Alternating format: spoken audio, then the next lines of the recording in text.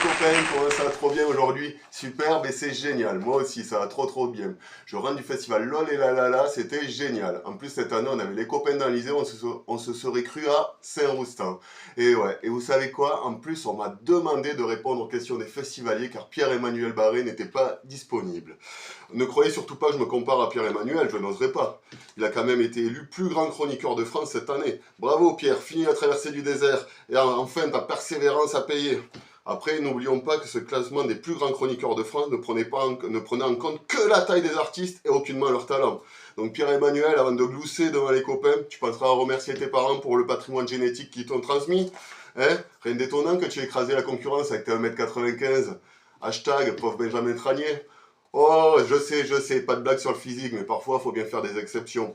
D'ailleurs, même la société de production du festival en a fait dans la charte qu'elle distribue à ses bénévoles. Je vais vous en partager un extrait, vous allez voir. C'est parti. L'ensemble des bénévoles s'engagent à ne tenir durant le festival aucun propos discriminatoire envers quiconque. Sauf évidemment les personnes qui accrochent leur pull sur les épaules les soirs d'été, bien sûr. A noter quand même que les remarques grossophobes envers le fameux troubadour racilarien Éric Lampré sont exclues de ce règlement car considérées de santé publique. Chaque personne évoquant la protubérance graisseuse ornant son abdomen se verra gratifiée par l'agence racilarienne de santé d'une shopping de Stutz. Ça y est, je parle à Alain Emmerich. Concernant la Stutz, la production s'engage à fournir du café, des fruits et de l'eau fraîche afin d'éviter, comme l'année précédente, le triste record de 48 comas éthyliques en 48 heures chez ces valeureux chevaliers des temps modernes que sont les bénévoles. Et oui, événement malheureux qui est advenu après que la très sérieuse mais non sans moins festive Régine Pochtron, chargée de production chez Rose Banane, ait décidé de brancher les fûts de Stutz directement sur le robinet des sanitaires de l'espace bénévole. Et oui.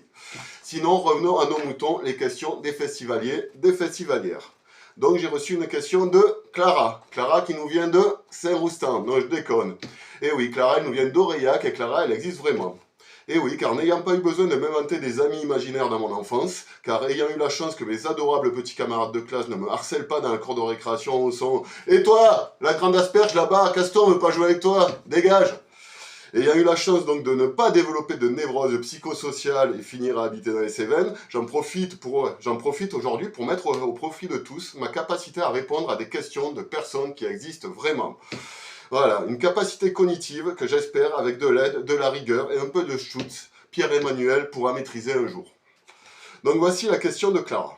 Bonjour Thomas, je voudrais savoir pourquoi je me suis fait interpeller par la sécurité du festival lorsque j'ai baissé mon pantalon alors qu'Éric Lampré le fait à peu près 60 fois par heure dans son spectacle. Très bonne question Clara. Ma chère Clara, la réponse la plus facile serait de te dire qu'Éric Lampré a un plus beau postérieur que toi, mais ce n'est pas le cas. Ou tout simplement, je pourrais te dire que tu es une femme, que nous vivons dans un monde où le patriarcat domine, mais vu que ce n'est pas le cas non plus, je vais te donner la vraie raison de cette différence de traitement.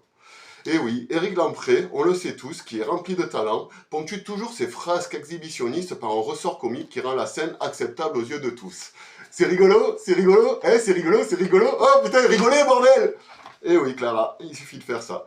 Alors que toi Clara, n'écoutant que ta joie de vivre et ton ivresse, si belles soient tes fesses, tu as juste montré ta face sombre à de pauvres bambins égarés, pauvres bambins cherchant réconfort auprès d'une adulte et ne trouvant que la symétrie axiale de ton postérieur.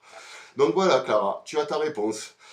Sur ce, c'est tout pour aujourd'hui. Je vais conclure sur ce bel adage qui va si bien aux bénévoles et aux artistes de LOL et la. Si vous avez des questions, posez-les à la prod. Et si vous n'avez pas de prod, posez-vous des questions. Merci de m'avoir écouté. C'était Thomas, le général de gauche à votre service. Bisous la team. Bye bye.